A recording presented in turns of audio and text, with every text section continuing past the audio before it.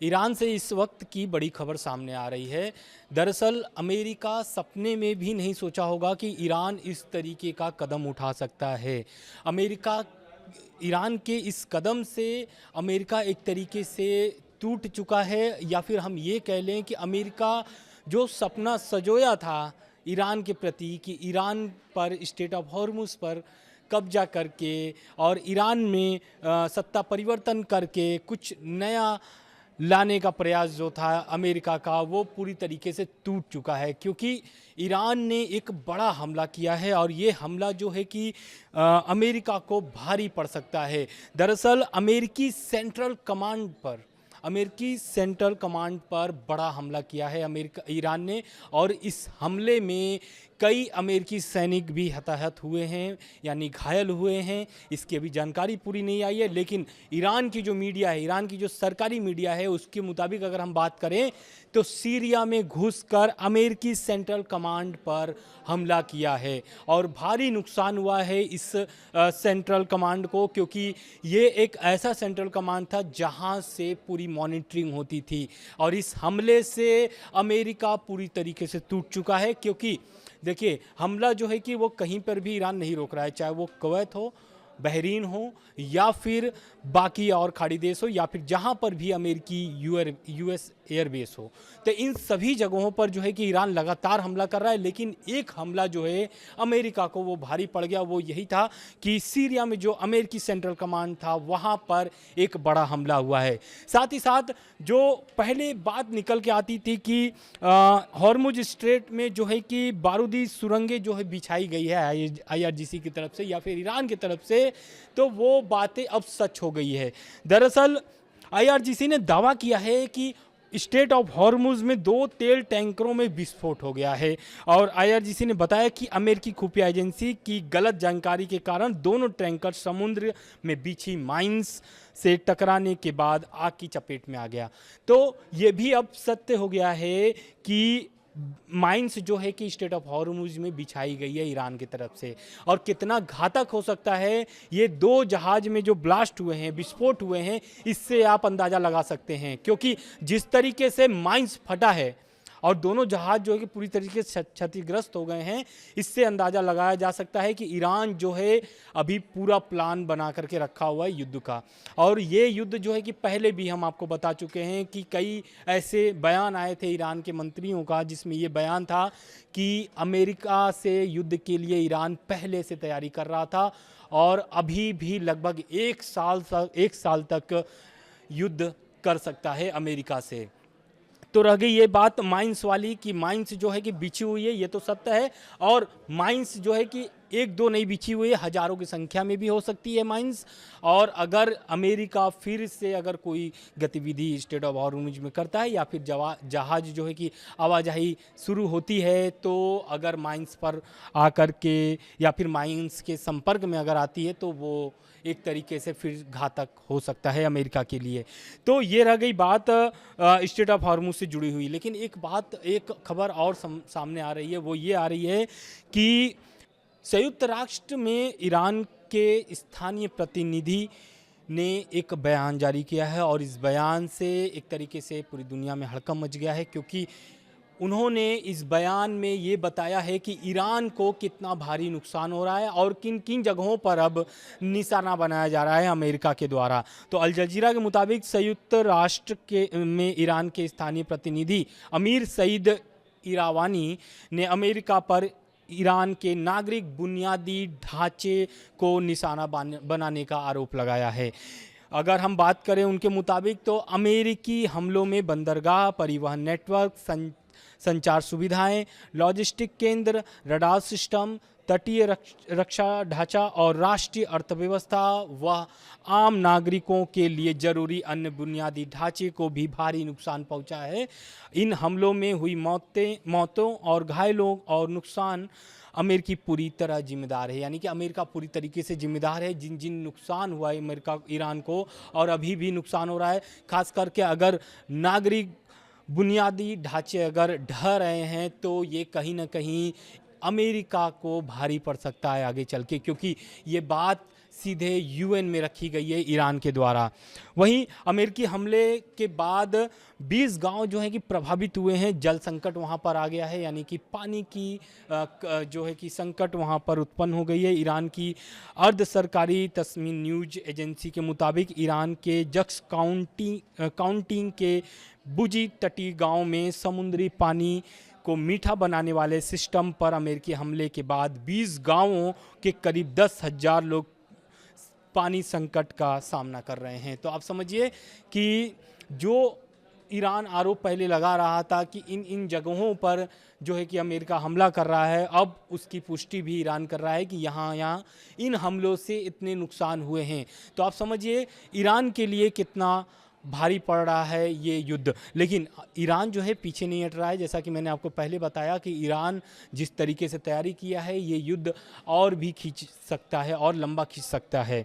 7वीं रात लगातार कहाँ अमेरिका ने ईरान पर हमले किए हैं। तो सैन्य ठिकाने हो गए, हथियार भंडार हो गए, समुद्री सैन्य क्षमताओं पर हमले हुए हैं। अल जजीरा के मुताबिक इन हमलों में सिरिक और बूशहर, बंदर अब्बास, कैसम द्वीप और अन्य जगहों पर निशाना बनाया गया है। तो बूशहर इसलिए इम्पॉर्टेंट है ईरान के लिए क्योंकि बूशहर में जो है कि परमाणु प्लांट है ईरान का, और वहाँ पर बिजली फैसिलिटीज़ भी हैं, जिसे लगातार अमेरिका निशाना बना रहा है। ये आरोप ईरान का है। उधर ईरानी सांसद ने भी एक तरीके से चेतावनी दे दिया है अमेरिका को, और उन्होंने कहा है कि अगर अमेरिका ने ज़मीनी हमला शुरू किया तो अमेरिका को भारी पड़ सकता है। ईरान कुवैत और बहरीन में घुस जाएगा और वहाँ पर ज़मीनी ऑपरेशन ईरान चला सकता है। मौजूदा अमेरिकी सैन्य ठिकानों को भी तबाह कर सकता है, यानी जो कुवैत और बहरीन में अमेरिकी एयरबेस है उसे भारी नुकसान पहुँचा सकता है ईरान। और ये ईरान की जो सांसद हैं अहमद बख्यासी, उनका ये चेतावनी है। तो इस चेतावनी से एक तरीके से ये डर बन चुका है कि कुवैत और बहरीन में कहीं ईरान ज़मीनी ऑपरेशन न शुरू कर दे। ऐसा इसलिए क्योंकि खबरें ऐसे निकल के आ रही हैं सूत्रों के हवाले से कि अमेरिका जो है कि ईरान पर ज़मीनी ऑपरेशन चला सकता है, जिसके डर से ये बयान सामने आया है ईरानी सांसद का। वहीं ईरानी संसद ने जो बयान दिया था, इस बयान को लेकर के भी कई सारे अपडेट्स आए हैं कि अगर ऐसा होता है तो ईरान इसके लिए पूरी तरीके से तैयार है। ऐसा नहीं है कि बहरीन और कुवैत में ही ज़मीनी ऑपरेशन चलेगा, क्योंकि आपको भी पता है कि बहरीन कुवैत के साथ साथ बाकी अन्य जगहों पर जैसे कि जॉर्डन में भी लगातार ईरान हमला कर रहा है और वहाँ पर अमेरिकी जो एयरबेस है उसे लगातार निशाना बना रहा है। तो ये रह गई बात ज़मीनी ऑपरेशन को लेकर के जो अपडेट आए थे वो। अब हम बात कर लेते पिछले 24 घंटे में क्या क्या अपडेट सामने आई हैं।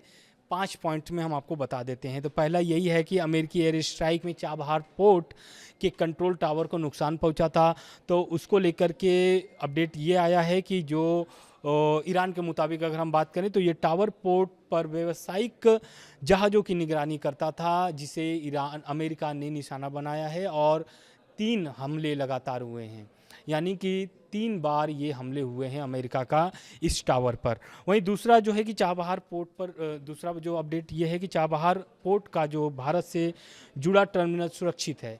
यानी जो जैसी खबरें निकल के आ रही थी कि चाबहार पोर्ट पर हमला हो गया है तो भारत को कितना नुकसान हो गया, तो उसको लेकर भी अपडेट आ गया है कि ईरान के जो चाबहार पोर्ट पर अमेरिकी हमले में भारत से जुड़े शाहिद बहसती टर्मिनल को कोई भी नुकसान नहीं पहुंचा है। विदेश मंत्रालय ने इसकी जानकारी दी है। वहीं तीसरा जो अपडेट है, ईरान ने लोगों से बिजली बचाने की अपील की है, क्योंकि देखिए अमेरिका ने लगातार धमकी दे रहा था कि बिजली जो उनके फैसिलिटीज़ हैं उस पर हमला अमेरिका कर सकता है। उसको लेकर के ईरान ने एक अपील की है अपनी जनता से, और ईरान ने स्वीकार किया है कि उसके बिजली ढांचे को निशाना बनाया गया है, यानी कि खाली ये धमकी नहीं था, निशाना बनाया भी गया है। इसके बाद सरकार ने दक्षिणी प्रांतों के लोगों से बिजली की खपत कम करने की अपील की है। वहीं चौथा जो अपडेट है, ब्रिटेन ने IRGC का समर्थन करना अब अपराध बताया है। ब्रिटेन ने ईरान के जो IRGC है उसको औपचारिक रूप से राष्ट्रीय सुरक्षा के लिए खतरा घोषित कर दिया है। इसका समर्थन अपराध माना जाएगा, यानी जो भी IRGC का समर्थन करता है उसे अपराध के श्रेणी में रखा जाएगा, ब्रिटेन का ये ऐसा कहना है। वहीं पांचवा जो अपडेट है, ईरान ने कुवैत के उदैद एयरबेस पर हमला किया है और ईरान ने दावा किया है कि उसे कतर में स्थित अमेरिकी अल उदैद एयरबेस को निशाना बनाकर हमला किया है। इसमें अमेरिकी रॉकेट सिस्टम, मिसाइलें और अन्य सैन्य उपकरण नष्ट कर दिए गए हैं। और हम अब बात कर लेते हैं एक बार फिर से रेड सी को लेकर के, क्योंकि देखिए ईरान जो है कि हुती विद्रोहियों से एक अपील की है और उन्हें तैयार रखा है रेड सी बंद करने के लिए।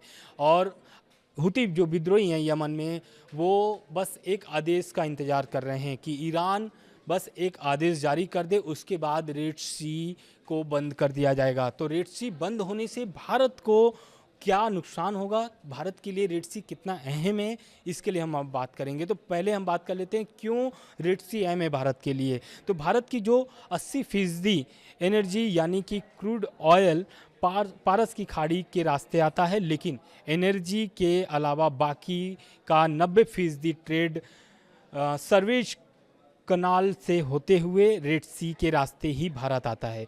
रूस यूक्रेन युद्ध के बाद भारत ने रूस से ज़्यादा क्रूड ऑयल लेना शुरू किया और रूस से क्रूड ऑयल जो है कि रेड सी के रास्ते ही भारत आ रहा है।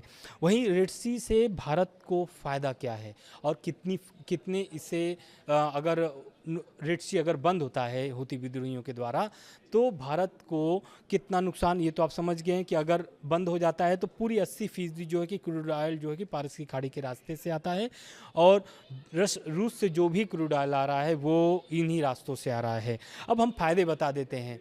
दरअसल सबसे छोटा मार्ग है रेड सी और यह भारत से यूरोप और अमेरिका के पूर्वी तट तक जाने का सबसे छोटा समुद्री रास्ता है। वहीं 14 से 20 दिनों की बचत होती है। इस रूट के खुले रहने से जहाज़ों को अफ्रीका के केप ऑफ गुड होप का लंबा चक्कर नहीं लगाना पड़ता है, जिससे यात्रा का समय 14 से 20 दिन कम हो जाता है। वहीं व्यापारिक लागत में भी भारी कमी इसमें आती है। अगर इन रास्तों से अगर व्यापार होता है तो लागत में भी कमी होती है। ईंधन और माल ढुलाई खर्च भी कम आता है। तो दूरी कम होने के कारण शिप कंपनियों का ईंधन खर्च बेहद कम हो जाता है, जिसमें माल ढुलाई की दरें नियंत्रण में रहती हैं। वहीं कम इंश्योरेंस प्रीमियम क्या है, तो दरअसल सुरक्षित और सीधी मार्ग के कारण जहाज़ों का वॉर रिस्क इंश्योरेंस यानी कि बीमा पॉलिसी कम रहता है, जिससे भारतीय निर्यातकों का मुनाफा बढ़ता है। तो रेड सी को लेकर के इतनी अपडेट्स क्यों आ रहे हैं, तो आपको पता होगा बीते दिनों सऊदी अरब ने यमन पर हमला कर दिया था, जिसके बाद हुती विद्रोही भी जो है कि अलर्ट मोड पर हैं और ईरान पर अमेरिका जो है कि एक बार फिर से धमकी दिया है कि उनके बिजली जो फैसिलिटीज़ हैं यानी कि जो बिजली ठिकाने हैं जहाँ पे बिजली उत्पादन होते हैं वहाँ पर अमेरिका बड़ा हमला कर सकता है। इसके जवाब में ईरान ने भी कुवैत और बहरीन में बिजली जो उत्पादन केंद्र हैं वहाँ पर हमले करने की धमकी दी है। वहीं हुती विद्रोही ने कहा है कि अगर अमेरिका बिजली ढांचे को नष्ट करता है ईरान के तो रेड सी हुती विद्रोही बंद कर देंगे ईरान के एक आदेश के बाद। तो कुल जमा ये अब तक का अपडेट था ईरान और अमेरिका से जुड़ा हुआ। बाकी जो भी अपडेट आते रहेंगे हम आपको लगातार पहुंचाते रहेंगे। धन्यवाद।